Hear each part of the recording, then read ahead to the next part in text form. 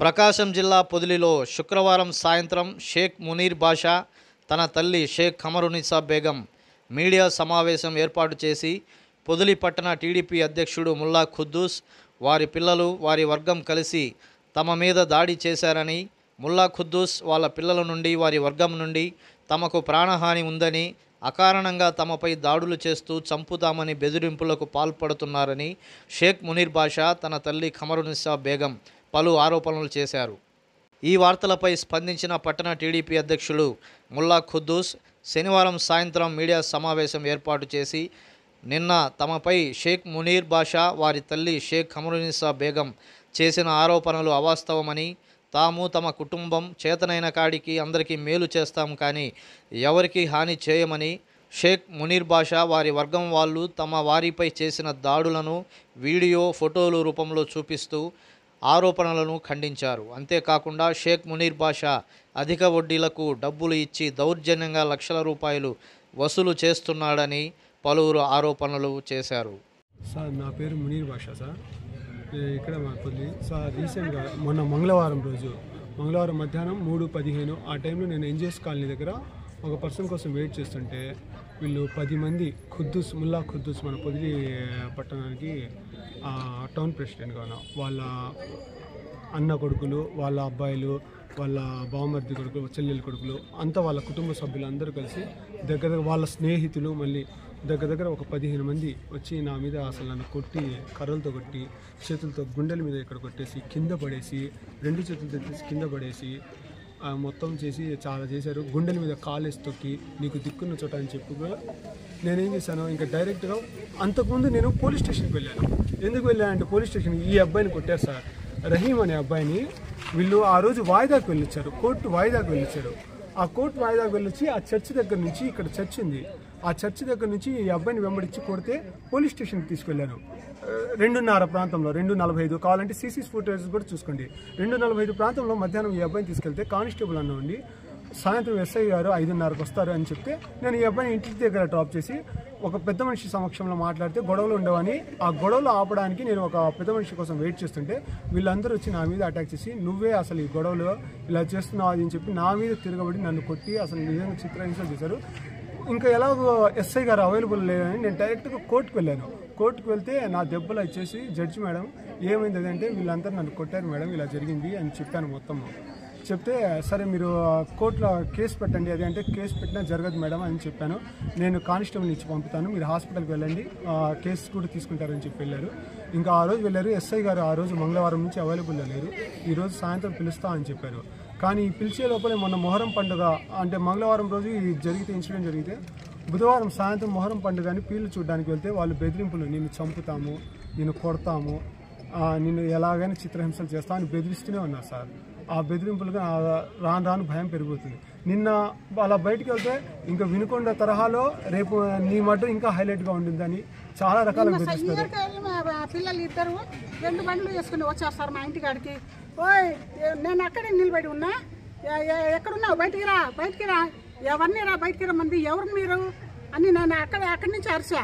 ఇంకా పరిగెత్తుకుంటూ వెళ్ళిపోయారు. ఇలా బెదిరింపులతో మేము ఎన్ని రోజులు అని బతకాలి? అసలు ఎందుకని మా మీద ఇలా చేస్తున్నారు?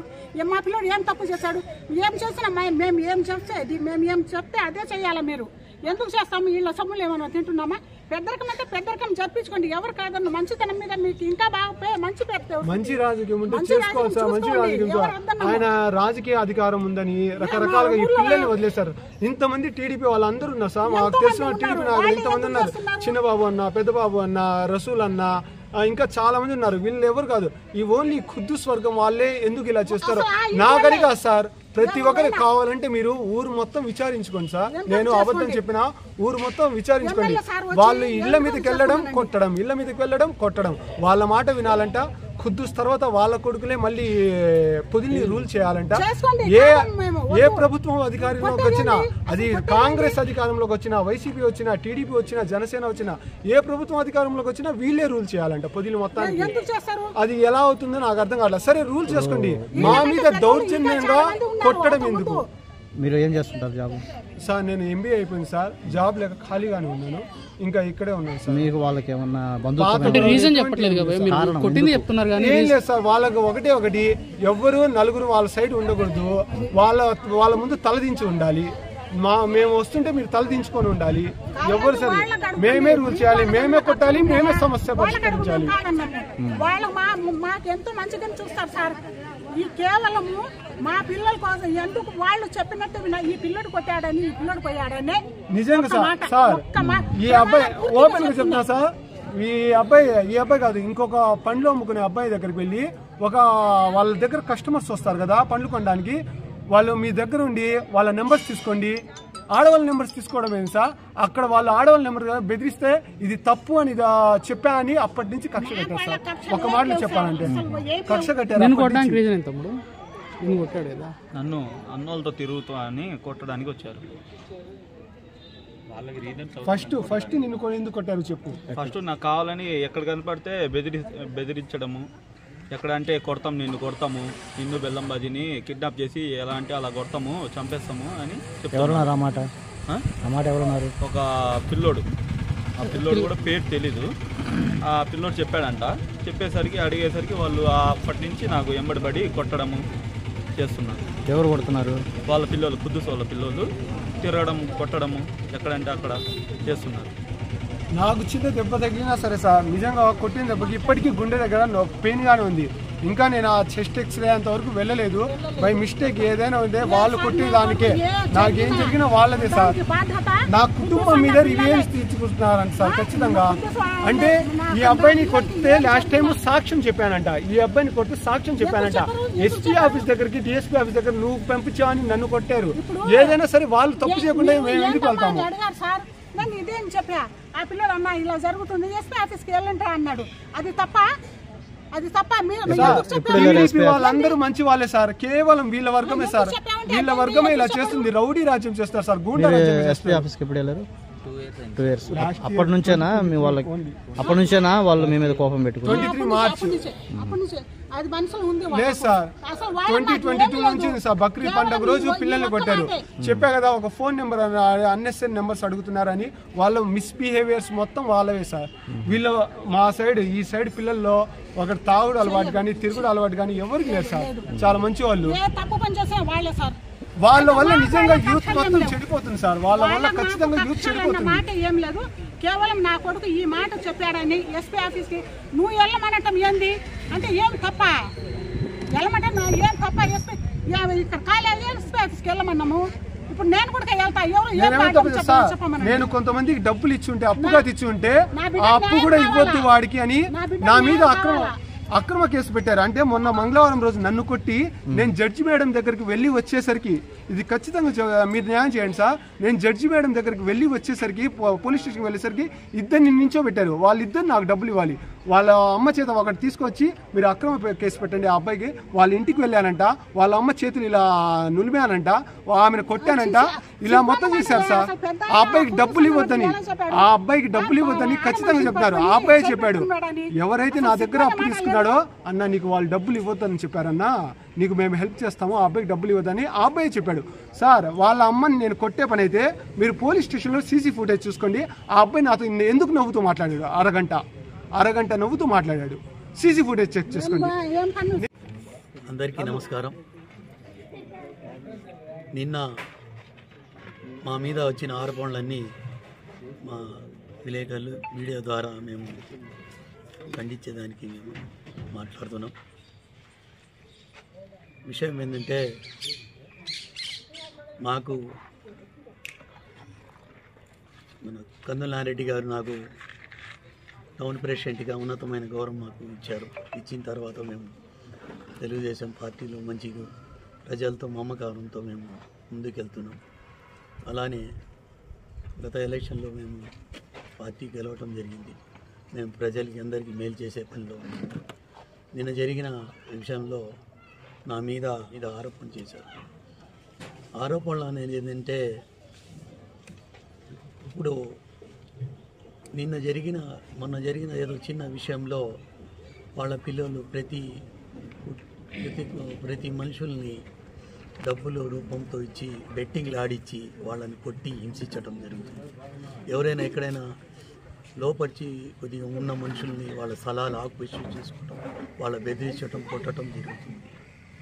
ఇవన్నీ మేము మా దృష్టికి వస్తే మేము ఏమని అడగటం అనేది తప్పు అనేది అంటే వాళ్ళు భావిస్తే మేము అలానే మేమైతే మా నాన్నగారు గతంలో పెద్ద మనిషిగా పంచాయతీ చేసేవారు, అలానే మేము పంచాయతీ చేసాం. ఈ షాకీర్ అనే అతను, రఫీ అనే అతను గతంలో ఒక పిల్లోడిని యాక్సిడెంట్ చేస్తే అతను చనిపోతే అతనికి న్యాయం చేసినాం. వాళ్ళ అమ్మగారు మా ఇంటికి వచ్చేసి మా పిల్లోడు ఇట్లా యాక్సిడెంట్ చేశారయ్యా, ఉద్యోగం పొద్దు, మా పిల్లోడికి మీరు న్యాయం చేయమంటే అందరి జనాలకి అందరికి చనిపోయిన తండ్రికి పిలిపించి నేను ఏం జరిగిందంటే అయ్యా ఇట్లా జరిగింది, మాకు మా పిల్లోడు చనిపోయాడు, మాకు 2 లక్షలు ఇస్తానని చెప్పి నోట్ రాసిచ్చారు. ఇవ్వలేదు.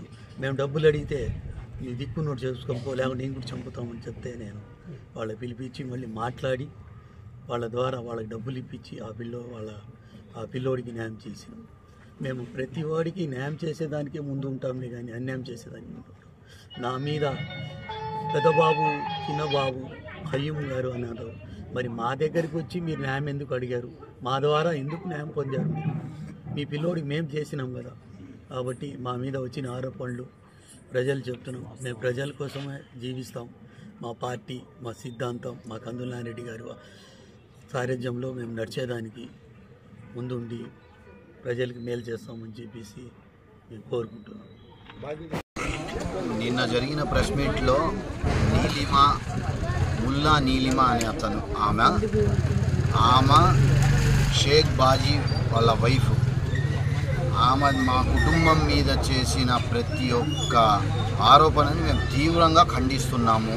గత 45 సంవత్సరాలు 40 సుదీర్ఘ రాజకీయ చరిత్రలో మా తాత దగ్గర నుంచి మా బాబాయ్ మేము కానీ ఏనాడైనా ఎక్కడైనా సరే పొదిల్లో ఒక భూ కబ్జా కానీ ఒకడిని కొట్టడం కానీ వడ్డీలు వసూలు చేయడం కానీ ఏదైనా అరాచకాలు మేము సృష్టించామా? ఈరోజు వాళ్ళు మాట్లాడిన ప్రతి మాట అవాస్తవాలే.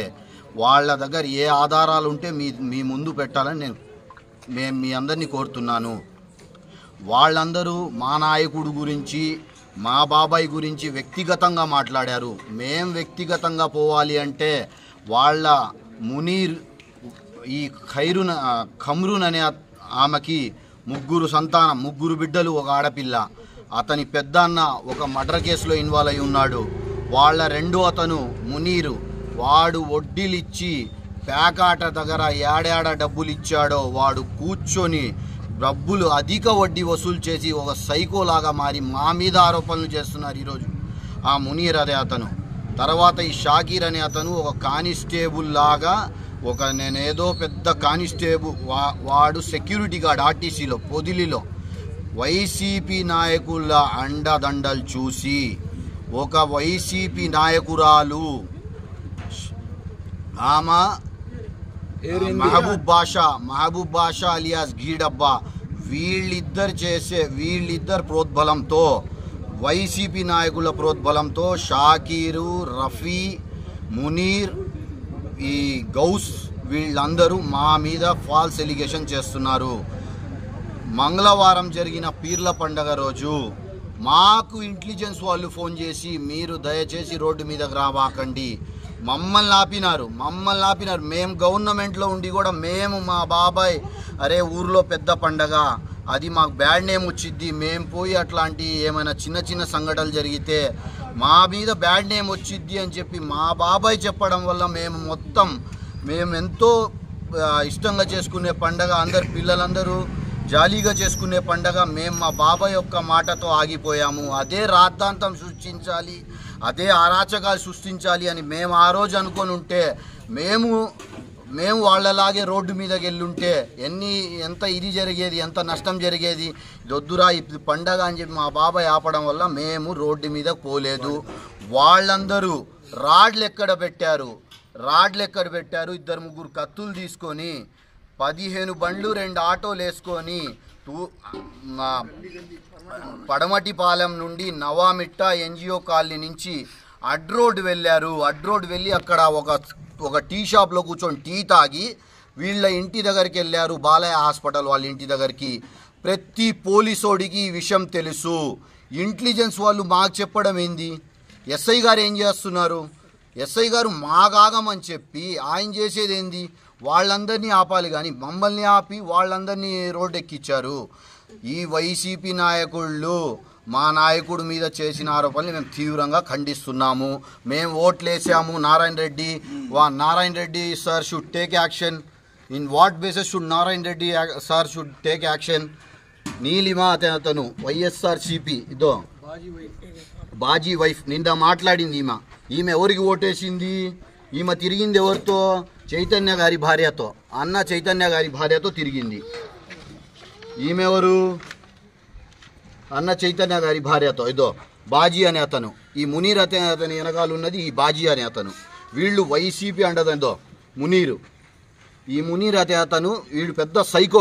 వీడు మా కుటుంబం గురించి మాట్లాడుతున్నాడు. వీడు మా కుటుంబం గురించి మాట్లాడే స్థాయి వీడిది కాదు. మేము అందరి 10 మందికి న్యాయం చేసేవాళ్ళం. ఎక్కడైనా మేము చిన్నపాటి గొడవ సృష్టించాం కానీ 10 మందికి అండగా నిలబడతాం, 10 మందికి సేవ చేయడానికి ముందుంటాం. ఎప్పుడైనా మేము ఒక భూ కబ్జాలు చేసాము, వడ్డీలు తిప్పాము, ఇది చేసామని అరాచకాలు మా మీద ఉన్నాయా? తీమనండి వాళ్ళు, మా మీద చూపిమనండి. ఒక్క ఆధారం చూపిమని చెప్పండి, ఒక్క ఆధారం చూపిమని చెప్పండి వాళ్ళకి. చూడండి దో మునీరు, ఈ బాజీ అతను వైఎస్ఆర్ నాయకుల అండదండలు చూసి వైఎస్ఆర్ నాయకురాలు నూర్ జహాన్ వాళ్ళ wife of RWS AE Mastan Vali, వాడు ఆయన వాళ్ళందరూ చూసుకొనే ఇదో మునీర్ పార్టీ కక్షలతో మా మీద ఆరోపణలు. జీడబ్బా అలియాస్ పోనీ స్థానికుడు అని చెప్పి వదిలేశాం. ఈ యొక్క బ్యాచ్ సృష్టించిన అరాచకాలు వీళ్ళు గత 15 సంవత్సరాల క్రితం ఈ షాకీర్ అనే అతనికి ఉద్యోగం ఇస్తే, ఒంగోలులో పార్టీ ఇస్తే, వస్తున్న దారిలో ఒక యాక్సిడెంట్ జరిగితే ఒక అబ్బాయి చనిపోయాడు. ఒక అబ్బాయి చనిపోతే అతను డ్రైవింగ్ చేస్తున్నాడని వీళ్ళు సృష్టించి కేసు వాడి మీద మళ్ళీ ఇచ్చి డబ్బులు ఇచ్చి కేసు మేనేజ్ చేసేసి వాళ్ళ కుటుంబాన్ని కూడా వాళ్ళు నాశనం చేసిన వీళ్ళందరూ ఈ బ్యాచ్. వీళ్ళు మా మీద చెప్తున్నారు మా స్నేహితులు, మా కుటుంబం అని చెప్పి. మా కుటుంబం ఎన్నడూ ఎవరి దగ్గర దౌర్జన్యాలు చేయలేదండి. మేము నిజాయితీగా ఉన్నాం. నిజాయితీతోనే ఒక కమిట్మెంట్తో పార్టీకి పనిచేసాం. ప్రతి వార్డులో మా బాబాయ్ సహకారం తీసుకొని మేము ప్రతి వార్డులో మేము కష్టపడ్డాం. ప్రతిరోజు తిరిగాం, రాత్రింపగళ్ళు నిద్ర లేకుండా తిరిగాం. మేము నారా లోకేష్ గారి దగ్గరికి పోతాం. మేము ప్రజా దర్బారికి పోయి నారా లోకేష్ గారి దగ్గరికి ఈ విషయాన్ని అతి త్వరలో తీసుకోబోతున్నాం.